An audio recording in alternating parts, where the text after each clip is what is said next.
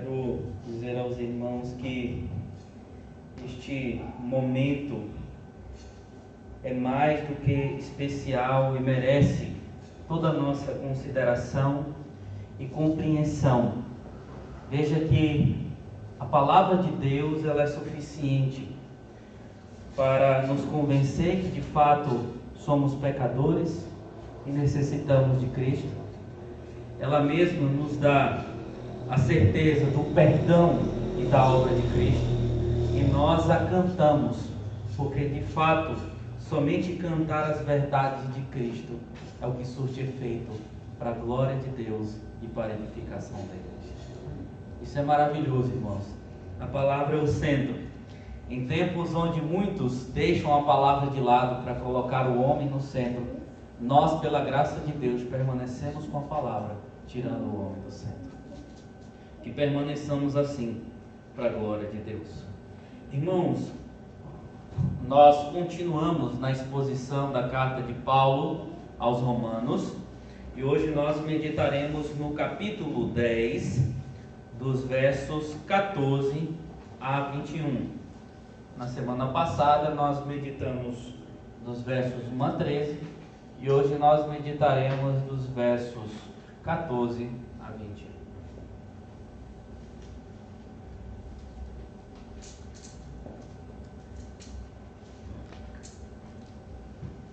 Romanos, carta de Paulo aos Romanos, capítulo 10, do verso 14 a 21.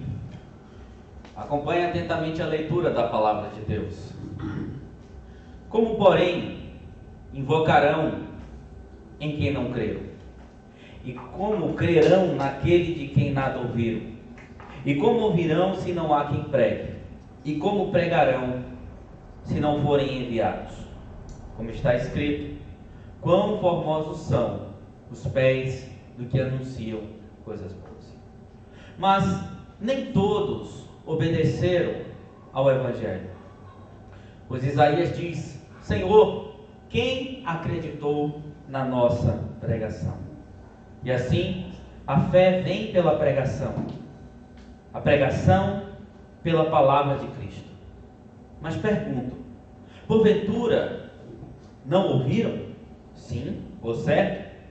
Por toda a terra se fez ouvir a sua voz, e as suas palavras até os confins do mundo. Pergunto mais: porventura não terá chegado isso ao conhecimento de Israel? Moisés já dizia: eu vos porei em ciúmes com um povo que não é nação, com gente insensata eu vos provocarei a ira. Isaías a mais se atreve e diz: foi achado pelos que não me procuravam. Revelei-me aos que não perguntavam por mim. Quanto a Israel, porém, diz: todo dia estendi as mãos a um povo rebelde e contradizente. Irmãos, vamos orar mais uma vez. Vamos falar com o nosso Deus, pedindo que Ele ilumine a nossa mente, haja por intermédio do Santo Espírito, para que compreendamos a sua palavra. Senhor, obrigado pela oportunidade de louvarmos e engrandecermos o Teu santo nome, ouvir a Tua voz por intermédio da Tua palavra. Temos a oportunidade de responder, Senhor, a Ti, com oração, com cânticos. E neste momento, Senhor, o Teu povo volta o coração e a mente para ouvir a Tua palavra, a exposição da Tua palavra, que é o centro de todas as coisas. Deus, e nós suplicamos neste momento que de fato nós possamos compreendê-la, mas não apenas isso, que fique guardado, Senhor, no nosso coração, que de fato, Deus, gere mudança em nós, gere mais vida em nós, para que a cada dia possamos ser aperfeiçoados à imagem de Cristo Jesus, para que também corações, Senhor, se assim necessário, sejam convertidos para a glória do Teu santo nome. Fala conosco pela Tua palavra, age eficazmente em nós por intermédio do Teu Espírito. Assim nós oramos, em nome de Jesus. Amém. Amém. Queridos, no ano de 2005, um autor e roteirista escocês chamado Peter May lançou um livro intitulado de Lockdown. E o enredo do livro se passa na cidade de Londres, que foi um epicentro de uma pandemia global que forçou as autoridades a instituir um amplo isolamento a nível mundial.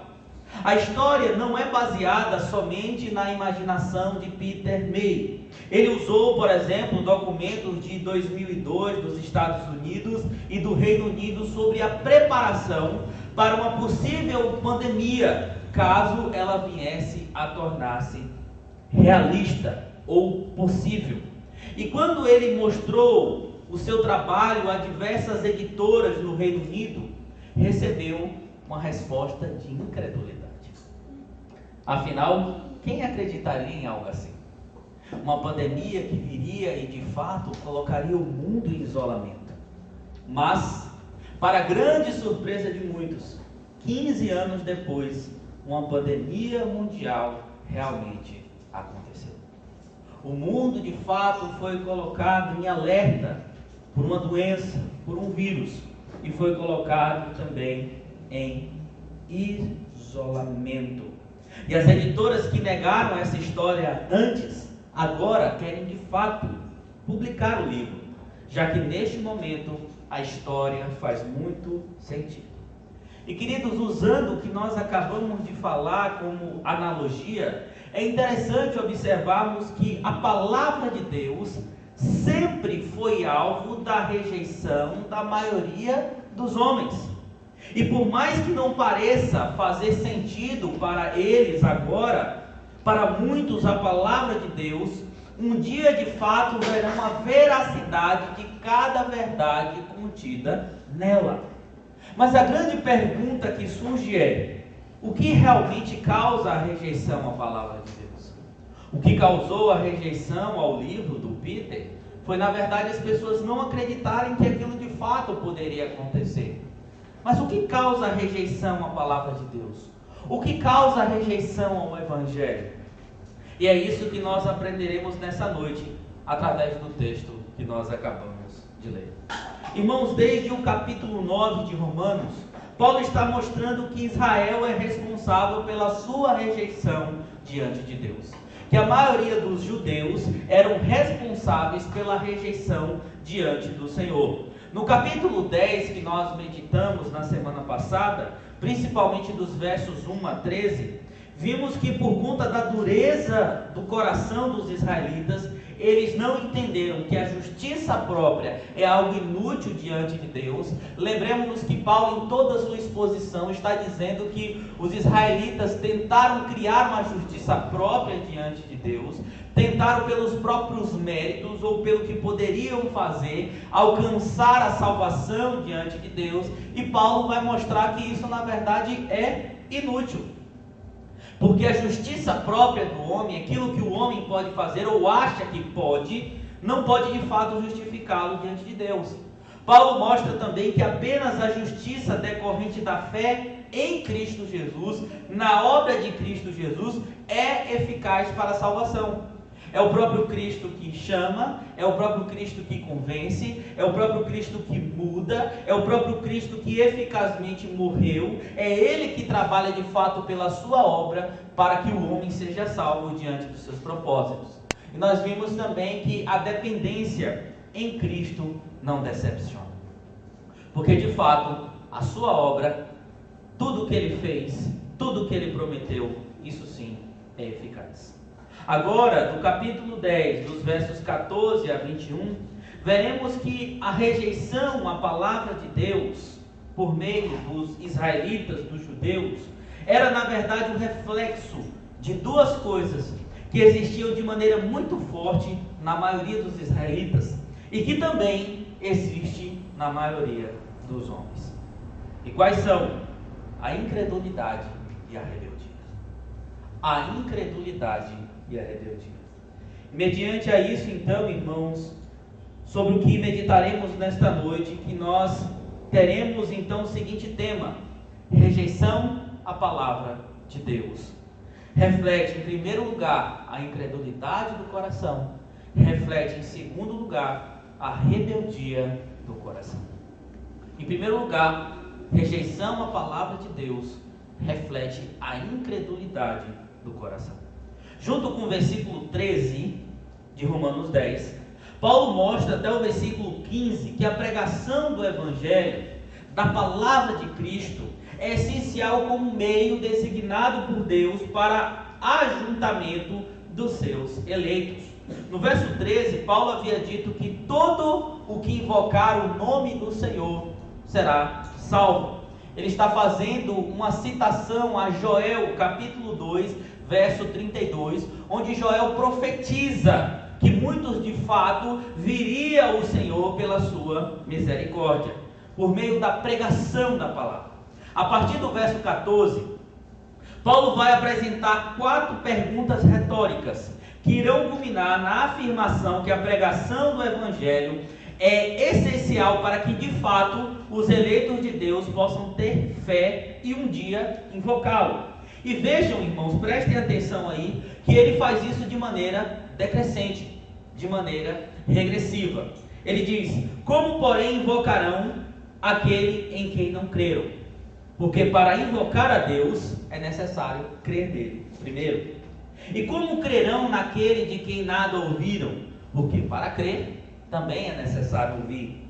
E como ouvirão se não há quem pregue? Ou seja, para que possam ouvir, obviamente, alguém tem que pregar este Evangelho.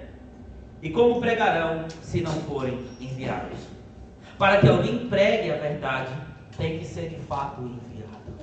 E enviado aqui não é enviado por uma igreja, não é enviado por uma agência missionária, mas é pelo próprio Deus. Então, ele termina no verso 15, citando Isaías 52, verso 7, dizendo: assim como está escrito, como são belos os pés do que anunciam as boas novas. E o que ele está querendo dizer de fato com essa citação? Lá no Antigo Testamento, nessa passagem, Isaías 52, mais especificamente dos versos 1 a 7, o profeta está anunciando a restauração de Israel. Mostra que Israel seria assim mandado pelo cativeiro, permaneceria lá por muitos anos. Nós vemos que Israel permaneceu no cativeiro babilônico por 70 anos, mas Deus manda os profetas agora anunciarem a boa nova.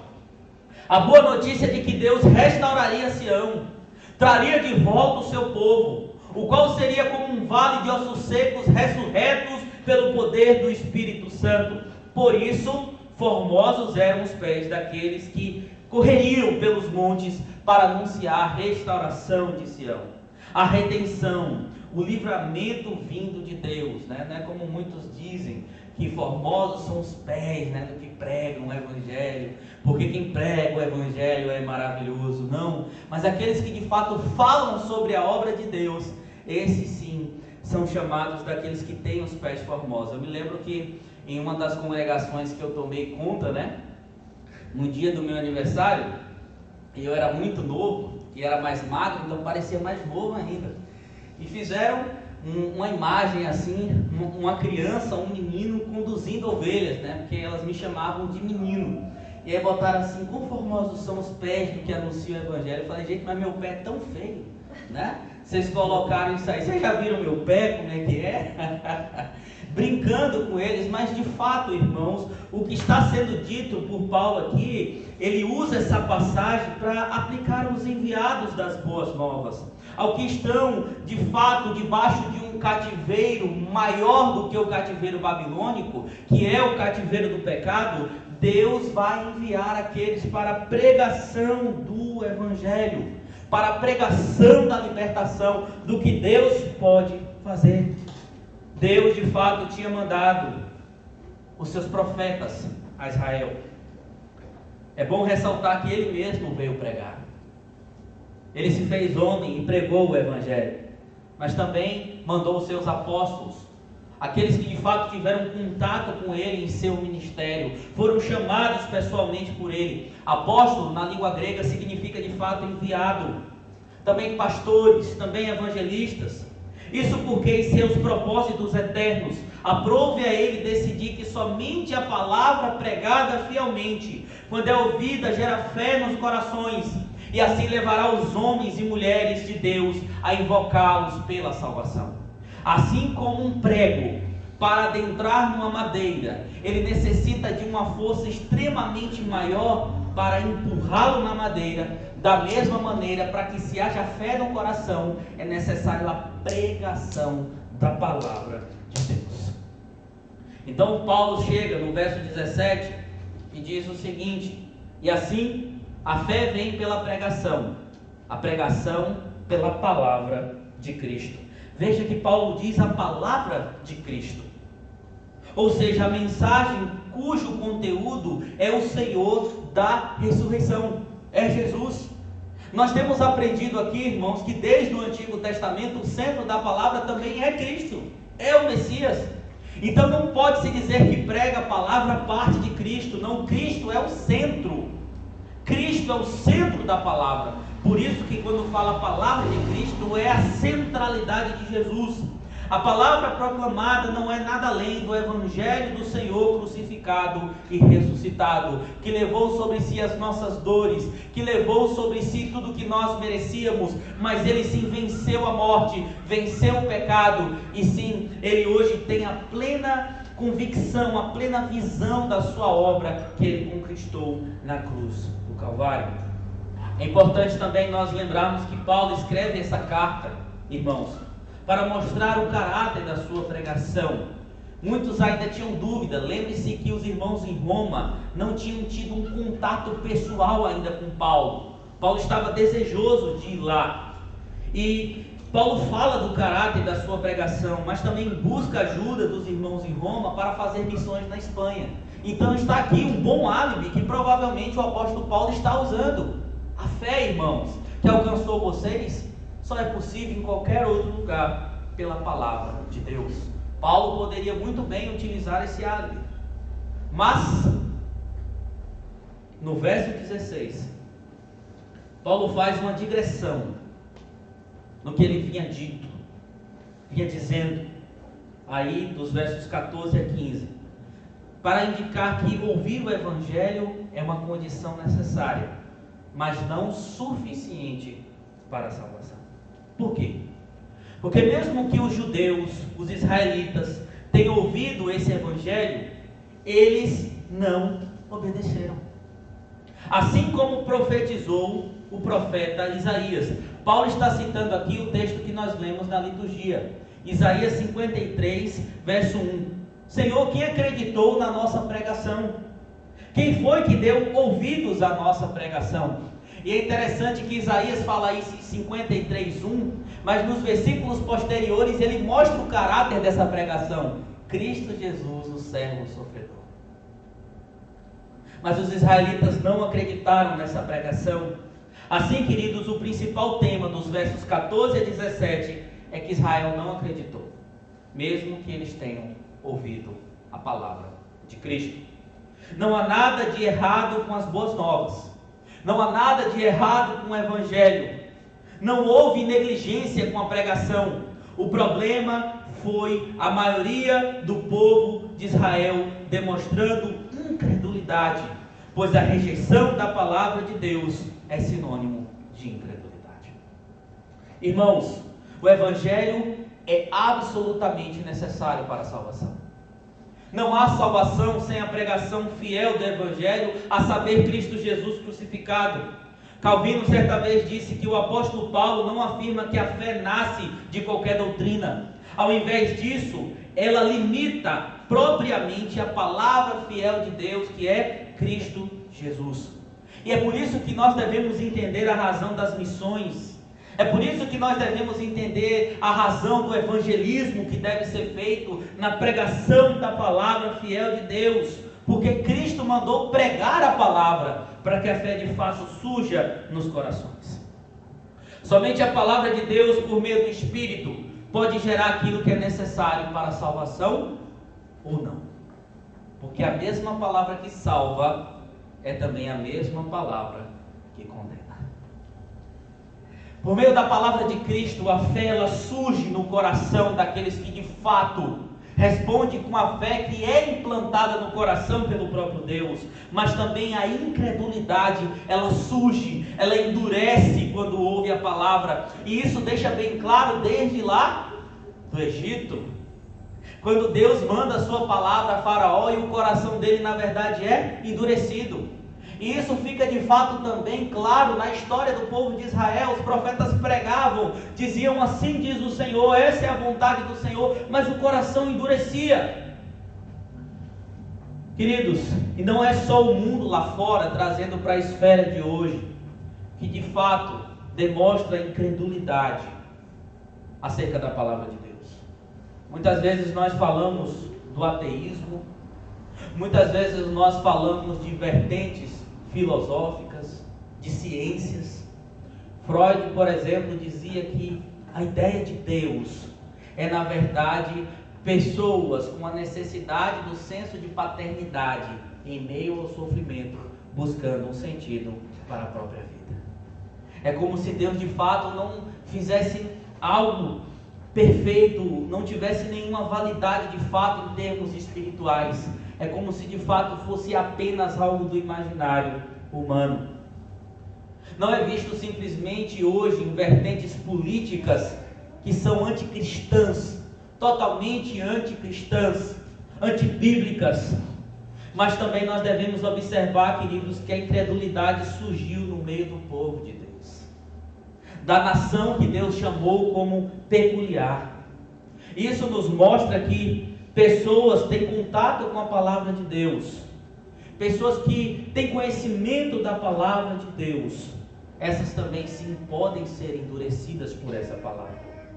Como por exemplo, a teologia da história recente.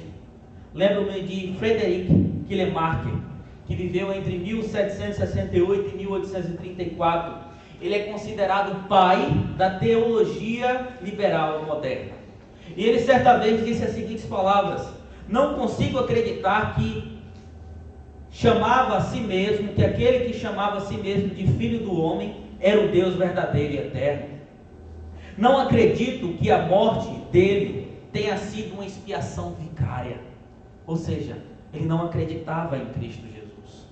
Ele dizia também que a Bíblia não poderia ter origem divina ou sobrenatural, pois isso beirava a loucura. Hoje, queridos, muitos também conseguem disfarçar a incredulidade do coração, mesmo estando dentro da igreja. Não é por falta de conhecimento, é de fato pela incredulidade do coração. Muitos dizem servir a Deus como Israel fazia, mas ao lidar com essa palavra, o coração só endurece de fato. O coração só se afasta da verdade de Deus. E nós precisamos entender que nenhuma capa religiosa vai poder mudar essa história ou alcançar algum favor diante do Senhor. Muitos sabem da palavra de Deus, muitos conhecem a palavra de Deus, mas ainda querem permanecer no pecado, nas concepções próprias, naquele cristianismo que acha que é correto diante de Deus ou que deve viver diante de Deus. No nosso meio, infelizmente, há incredulidade, a palavra que é constantemente ouvida. Mas eu preciso ressaltar, irmãos, que eu não estou falando daquela incredulidade que por vezes nós temos na fé. É possível ao cristão passar por um episódio doloroso, de incerteza, de pensamentos que de fato questionam a fé. Muitos cristãos envolvidos com a igreja, com rotinas religiosas, mas estão com a vida espiritual comprometida, fracos na fé. Sinais que podem indicar essa situação são desânimo, ceticismo, falta de alegria com a igreja, indiferença, esfriamento, ingratidão, amargura, tristeza excessiva. Tudo isso é resultado do pecado. Tudo isso é resultado de fraqueza. Tudo isso é resultado de fato da dificuldade, da fraqueza que nós seres humanos temos. Mas é verdade que muitos que passam por isso chegam a um ponto de admitir que de fato estão pecando contra o Senhor e voltam-se para os pés de Deus, com o coração quebrantado, com o espírito compungido, contrito, se arrependendo de todos os questionamentos e tristezas pessoais.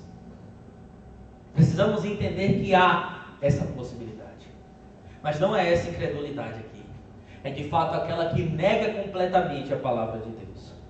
Por fim, eu quero chamar a sua atenção para outra coisa nesse ponto. É muito importante de ser analisado. Cada pessoa deve ter consciência do fato de que ao rejeitar o pregador fiel da palavra, um ministro fiel da palavra, com discernimento, com entusiasmo, que apresenta as verdades de Cristo, se houver rejeição, também rejeitaremos ao próprio Cristo. Jesus disse, lá em Lucas 10,16, ao enviar os 70 missionários, aquele que ouve a vocês, ouve a mim, mas aquele que rejeita a vocês, rejeita a mim. E aquele que rejeita a mim, rejeita aquele que me enviou.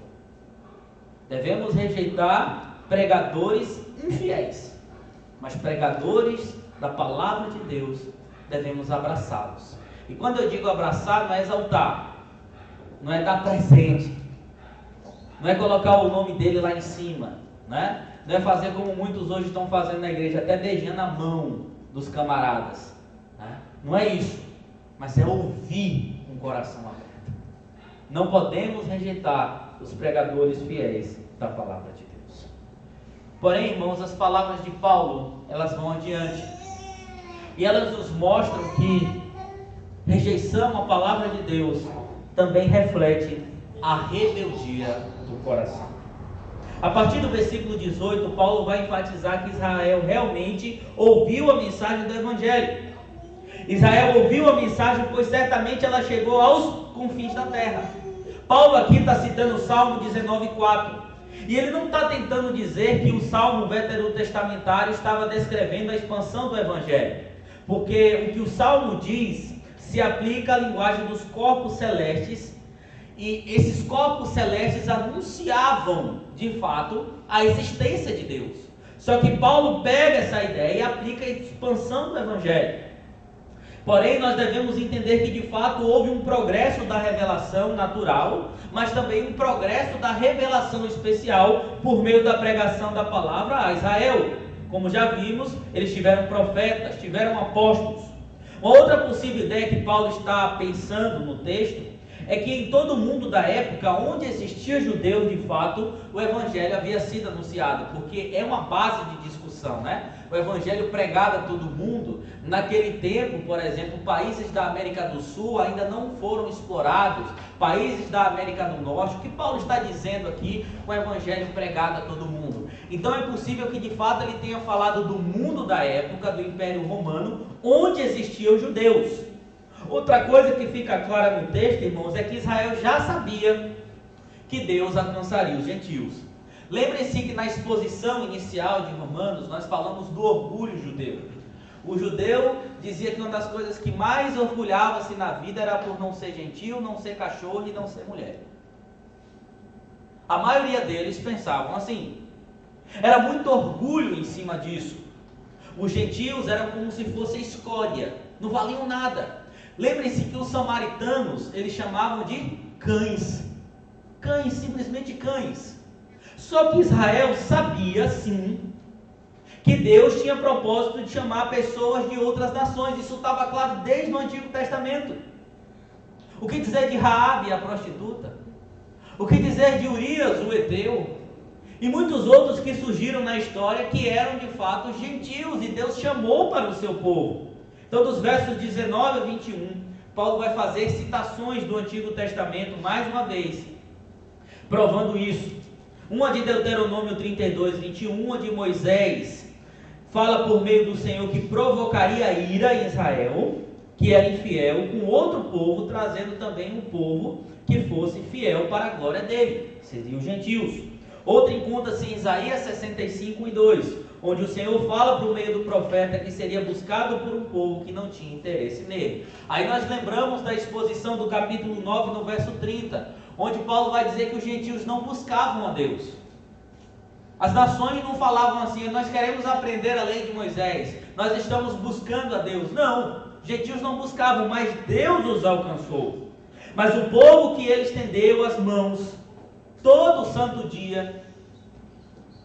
Israel foi um povo idealizado por Deus, criado por Deus, assistido por Deus, amado por Deus, suportado por Deus. Deus fazia prodígios e milagres. Às vezes o exército era deste tamanho, enfrentava um exército muito maior, mas o Senhor dizia: vai que eu estou indo à frente, e o povo vencia. O tempo todo o Senhor estendeu a mão para Israel, mas Israel era um povo rebelde, que andava pelos seus caminhos, seguindo os seus próprios pensamentos. Olhe para o livro de Juízes, logo depois do livro ali, do livro de Josué, nós vamos ter o livro de Juízes. E aí você vai vendo que os juízes, no tempo dos juízes, Deus levantava alguém para libertar o povo. Depois de um tempo, o povo se esquecia de Deus e começava a adorar outros deuses. Você vai ver lá que no livro dos reis, no livro das crônicas, nos outros livros, muitos livros ali dos profetas maiores e menores, o povo se lançou na idolatria.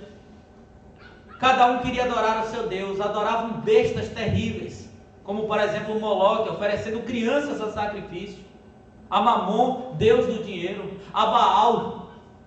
Israel sempre mostrou infidelidade nos próprios pensamentos a Deus. E a mensagem que Israel rejeitou, os gentios creram pela misericórdia de Cristo. Isaías previu que Israel resistiria teimosamente ao chamado de Deus para a salvação. Resumindo, o problema não foi a falta de pregação do Evangelho, não foi o conhecimento que Deus tinha planos para povos de outros lugares do mundo. O problema foi a rebeldia do coração. O problema foi o orgulho de Israel. E o capítulo termina mostrando que a incredulidade de Israel é de sua inteira responsabilidade. Verso 21. Quanto a Israel, porém, diz: todo dia estendi as mãos a um povo rebelde e contradizente. Aqui não tem como não lembrarmos de quando Jesus chorou sobre Jerusalém e almejou reunir o povo em seus braços. Lá em Mateus 23, 37, ele diz: Jerusalém, Jerusalém, que mata os profetas e apedreja os que foram enviados. Quantas vezes eu quis reunir os teus filhos, como a galinha junta os pintinhos debaixo das asas, e vós não os quisestes.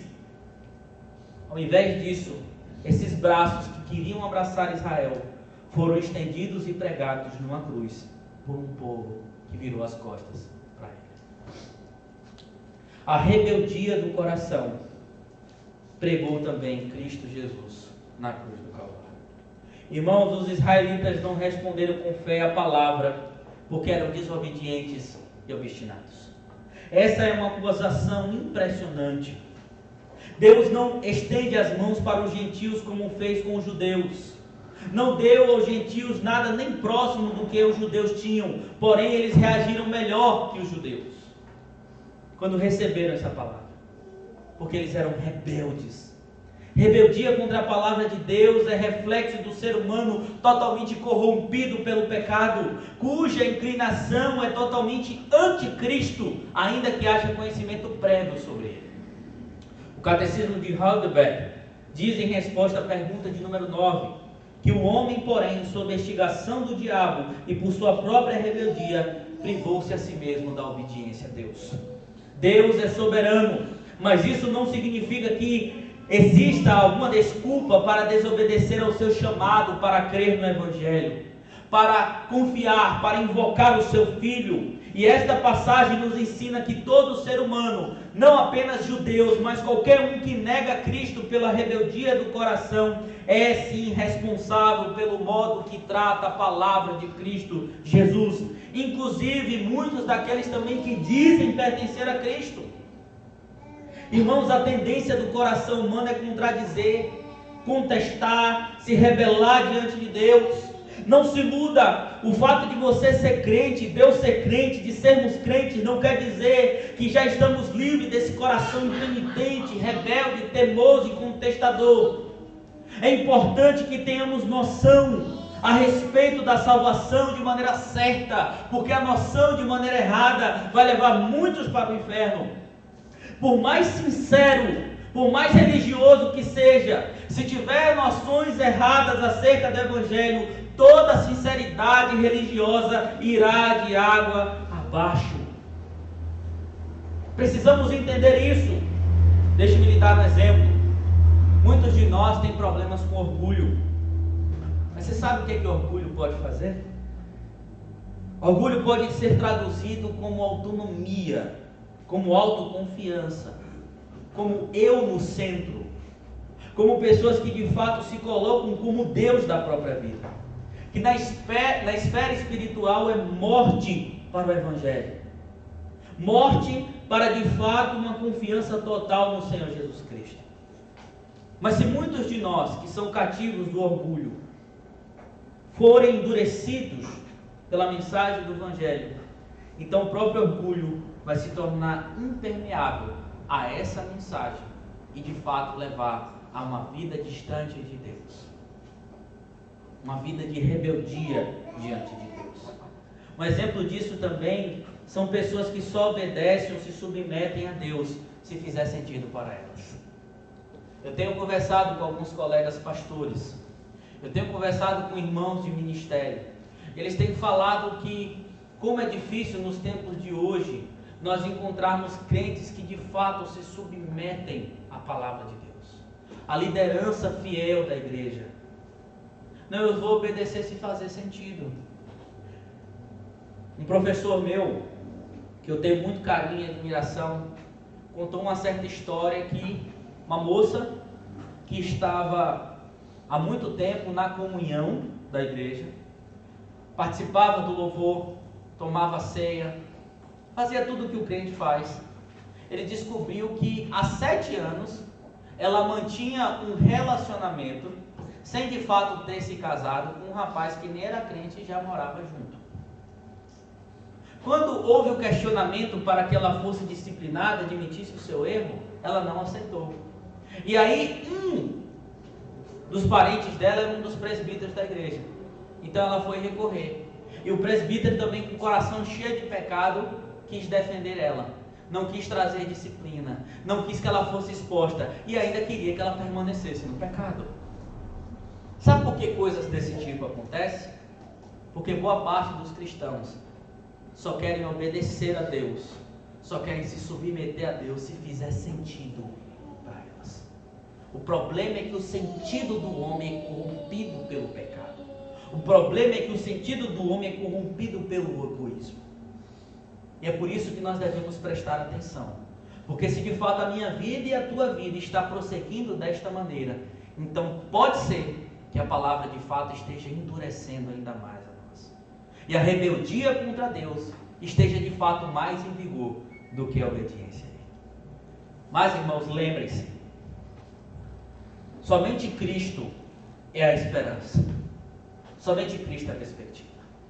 Se nesta noite você está identificando em rebeldia no seu coração de alguma forma, peça perdão. Porque se de fato Deus chamou você, te justificou em Cristo, Ele vai te modificar. Ele vai fazer você prosperar para a glória dEle. Ele vai lhe trazer ao arrependimento. Então, irmãos, peçam perdão a Deus e ajuda a Cristo. E saiba que acima de tudo, o que devemos de fato é obedecer a palavra de Deus e não viver em rebeldia a ela. Eu já encerro essa mensagem, mas lembro-lhes que nós falamos de um livro que foi rejeitado porque não fazia sentido há alguns anos. Lockdown? Pandemia mundial? Que sentido isso faz? Não vai vender. Hoje muitos estão correndo atrás deste livro, desta palavra, para publicá-lo porque agora faz sentido. Porém não será bem assim com a palavra de Deus. Muitos negam este livro. E aí quando se derem conta que de fato aqui contém as verdades, que Cristo é o Senhor, que a rebeldia contra Deus condena, pode ser tarde demais. Será tarde demais para muitos. Que Deus tenha misericórdia de nós. Que Deus tenha misericórdia dessa igreja. Que não incorramos na incredulidade e na rebeldia. Que Deus tenha misericórdia daqueles que nós pregamos o Evangelho. Porque de fato, aqueles que ouvem a palavra, ou serão salvos por ela, ou serão condenados por ela. Mas queridos, de fato nós repousamos sobre a obra de Cristo. Nós éramos gentios. Nós somos gentios. Até que se prove o contrário, ninguém aqui tem sangue de judeu. Mas Cristo nos alcançou pela cruz do Calvário. A obra de Cristo é a nossa esperança. É por isso que nós entoaremos o canto congregacional